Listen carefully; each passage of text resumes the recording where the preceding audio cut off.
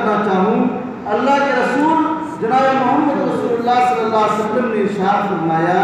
سیدنا ابو ہریرہ رضی اللہ تعالیٰ عنہ اس کے راوی ہیں، فرماتے ہیں ایاکم بالظن، اے لوگوں بدگمانی سے بچو، اور فرمایا فإن الظن اقرب الحدیث، اس لیے کہ بدگمانی سب سے زیادہ بری بات ہے۔ بدگمانیوں کو پھر حضرت ابو ہریرہ نے رسول اللہ صلی اللہ علیہ وسلم کے حوالے سے اس طرح فرمایا کہ وَلَا تَجَسَّسُوا، کہ اے لوگوں آپس میں تجسس پیدا مت کرو، کون کیا کر رہا ہے،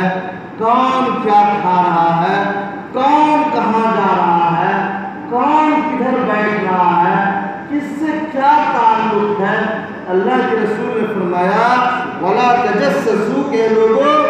آپس میں تجسس نہ کرو، اور فرمایا وَلَا تَحَسَّسُوا، اے لوگوں اسی طریقے سے کسی کے ٹوہ میں لگے مت رہو کہ ہمیں یہ دیکھنا ہے کہ کون کیا کر رہا ہے اور کسے کیا نہیں کرنا چاہیے اور کسے کیا کرنا چاہیے۔ اور اللہ کے رسول نے فرمایا وَلَا تَنَافَسُوا، اے لوگوں آپس میں اس اعتبار سے مقابلہ نہ کرو کہ وہ بڑا کیوں ہو گیا، میں چھوٹا کیوں رہ گیا۔ اسی طریقے سے اللہ نے فرمایا، اللہ کے رسول نے فرمایا وَلَا تَحَاسَدُوا، اے لوگوں آپس میں حسد نہ کرو، اور فرمایا اللہ کے رسول صلی اللہ علیہ وسلم نے وَلَا تَبَاغَضُوا، آپس میں بغض نہ رکھو اور آپس میں ایک دوسرے کی غیبت نہ کرو۔ فرمایا جناب محمد رسول اللہ صلی اللہ علیہ وسلم نے کہ کونوا عباد اللہ اخوانا، اے لوگوں آپس میں بھائی بھائی بن کر رہو۔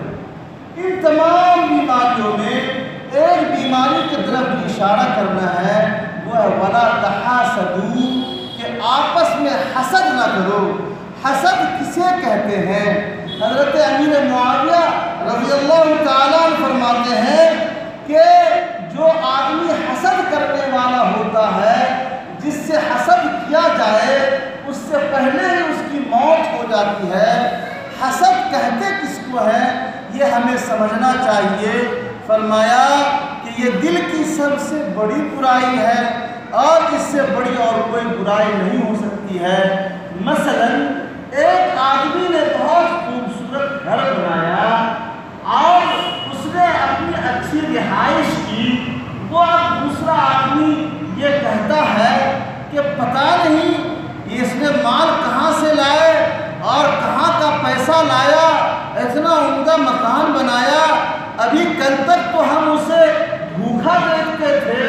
اسے روٹی میسر نہیں تھی، کپڑے پہننے کے اعتبار سے بھی وہ تقریباً ننگا ہوا کرتا تھا، اے اللہ اسے تو نے کہاں سے دے دیا، اور اس کا مال ضائع کیوں نہیں ہو رہا ہے، اور اس کی عمارت کیوں نہیں گر رہی ہے، اس کے گھر میں دیمک کیوں نہیں لگ رہا ہے۔ اسے حسد کہتے ہیں۔ اللہ کے رسول نے فرمایا کہ سب سے بری بیماری ہے، اس سے انسان اس کا کچھ بگاڑ تو نہیں سکتا ہے، اس کی عمارت کو نقصان تو نہیں پہنچا سکتا ہے،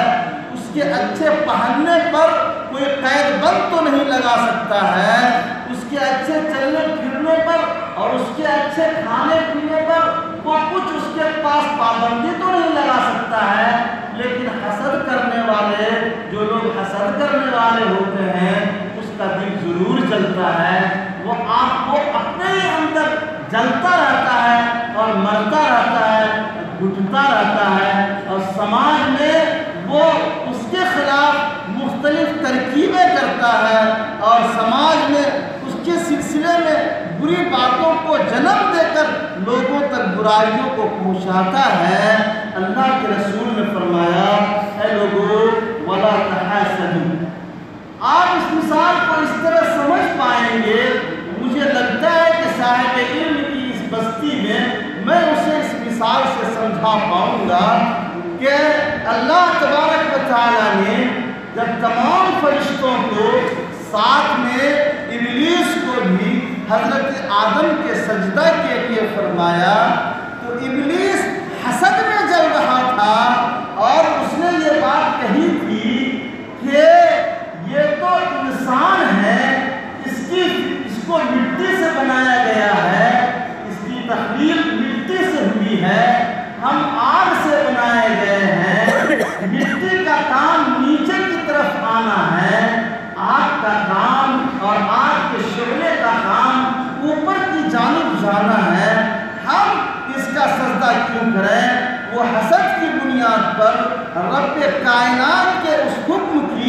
نافرمانی کرتا ہے اور اسی نافرمانی کی بنیاد پر اور اس حسد کے میں جلنے کی بنیاد پر اللہ تبارک و تعالیٰ کے دربار سے راندہ درگاہ ہوتا ہے اور اللہ تبارک و تعالیٰ اسے گفتار دیتے ہیں۔ آپ محسوس کیجئے کہ حسد کی آگ میں جلنے کی بنیاد پر اللہ تعالیٰ نے ایک ایسی مخلوق کو، جس مخلوق نے زمین کے چپے چپے پر سجدہ کیا تھا اور زمین کا کوئی حصہ اور ٹکڑا ایسا نہیں تھا جہاں اس مخلوق نے اللہ کے لیے سجدہ نہ کیا ہو، لیکن حسد کی آگ اس کے دل میں ایسی لگی کہ وہ رب کائنات کے دربار سے نکال باہر گیا۔ اسی طریقے سے حابیل اور قابیل جو حضرت آدم علیہ السلام کے دونوں لڑکے ہیں، حابیل نے بھی اپنی قربانی پیش کی اور قابیل نے بھی اپنی قربانی پیش کی۔ قربانی پیش کرنے کے اعتبار سے دونوں برابر تھے اور دونوں اولو العزم نبی کے لڑکے تھے، آدم کے لڑکے تھے، لیکن قربانی حابیل کی قبول ہوئی اور قابیل کی قربانی قبول نہیں ہوئی۔ قابیل کے دل میں یہ حسد پیدا ہوا کہ آخر حابیل کی قربانی کیوں قبول کی گئی اور ہماری قربانی کیوں قبول نہیں کی گئی، اور پھر ایک بڑی لڑائی چھڑی۔ اس کی بنیاد، اس لڑائی کی بنیاد پر، اس حسد کی بنیاد پر قابیل نے حابیل کا قتل کیا۔ میرے بھائی، حسد کی یہ آگ اگر قابیل کے دل میں نہیں جلا ہوتا تو حابیل کا قتل نہیں ہوتا۔ اسی لیے حضرت امیر معاویہ رضی اللہ تعالیٰ نے فرمایا کہ محسود تک، یعنی جس کے لیے حسد کیا جائے، اس سے پہلے حسد کرنے والا اس کا قتل ہو جاتا ہے اور اس کی ضمیر ماری جاتی ہے، اور جب ضمیر مر جاتی ہے تو پھر انسان وہ سب کام کرنے کو تیار ہوتا ہے جو کام کوئی بھی سماج، کوئی بھی معاشرہ اور کوئی بھی سوسائٹی کبھی قبول نہیں کر سکتی۔ بس میرے بھائی، آپ نے دیکھا کہ قابیل نے حسد کی بنیاد پر قابیل کو کہاں سے کہاں پہنچا دیا گیا۔ جب تک قیامت تک انسانیت کا قتل ہوتا رہے گا، اس کا سزا اور اس کا عذاب اللہ تبارک و تعالیٰ نے اس کے مقدر میں لکھ رکھا ہے۔ میں آپ سے اور عرض کرنا چاہوں گا اور مثال دے کر سمجھانا چاہوں گا، ایمان لانا اللہ تبارک و تعالیٰ کی عظیم نعمت ہے۔ مکے میں جناب محمد رسول اللہ صلی اللہ علیہ وسلم نے جب دعوت دین کا آغاز فرمایا، آپ صلی اللہ علیہ وسلم نے سب کو دعوت دی، قریشی کو بھی دی، قبیلہ عدی کو بھی دی، قبیلہ طے کو بھی دیا، ہاشمی کو بھی دیا، جتنے لوگ مکے میں تھے تمام لوگوں نے رسول اللہ صلی اللہ علیہ وسلم کو سمجھا، محسوس کیا۔ بعض وہ لوگ تھے جنہوں نے رسول اللہ صلی اللہ علیہ وسلم پر ایمان قبول کیا، اور وہ لوگ جنہوں نے ایمان قبول نہیں کیا تھا۔ ایسا نہیں ہے ابو جہل نے رسول اللہ صلی اللہ علیہ وسلم کو نہیں سمجھا تھا، رسول اللہ صلی اللہ علیہ وسلم کی شریعت کو نہیں سمجھا تھا اور قرآن کے نزول کو نہیں سمجھا تھا۔ ایسا نہیں ہے، بلکہ ایسا ہے کہ اس کے دل میں یہ بات پکنے لگی کہ آخر کیا وجہ ہو سکتی ہے کہ اللہ کے رسول محمد صلی اللہ علیہ وسلم ایسے قبیلے میں بھیجے گئے جو قبیلہ ہمارا قبیلہ نہیں ہے اور جو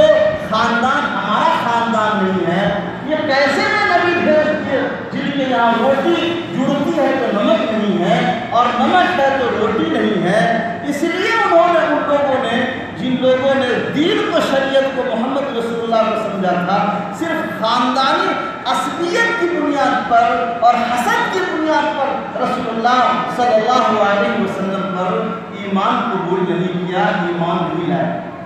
اسی طریقے سے اس مثال کو آپ اس طرح بھی سمجھ سکتے اور محسوس کر سکتے ہیں کہ یہودیوں نے اور عیسائیوں نے، ایسا نہیں ہے کہ یہودیوں نے رسول اللہ کو نہیں سمجھا تھا، رسول اللہ پر آنے والی کتاب کو نہیں سمجھا تھا، ایسا نہیں ہے۔ اس توریت میں، زبور میں، انجیل میں اللہ تبارک و تعالیٰ نے حضور کے آمد کی نشانیاں بتائی تھی وہ ایسے ہوں گے، ان کا نام احمد ہوگا، ان کا نام محمد ہوگا، وہ آمنہ کا بیٹا ہوگا، عبداللہ کے گھر پیدا ہوگا، عبداللہ کی موت ہو جائے گی، عبد المطلب کا پوتا ہوگا، قبیلہ بنو ہاشم میں پیدا ہوگا۔ یہودیوں کو اس بات کی خبر تھی، اس بات کی اطلاع تھی، لیکن اس کے باوجود انہوں نے ایمان کیوں قبول نہیں کیا؟ اس کی وجہ یہ ہوئی کہ یہودیوں کا یہ کہنا تھا کہ نبوت کا، بنی اسرائیل کا یہ کہنا تھا،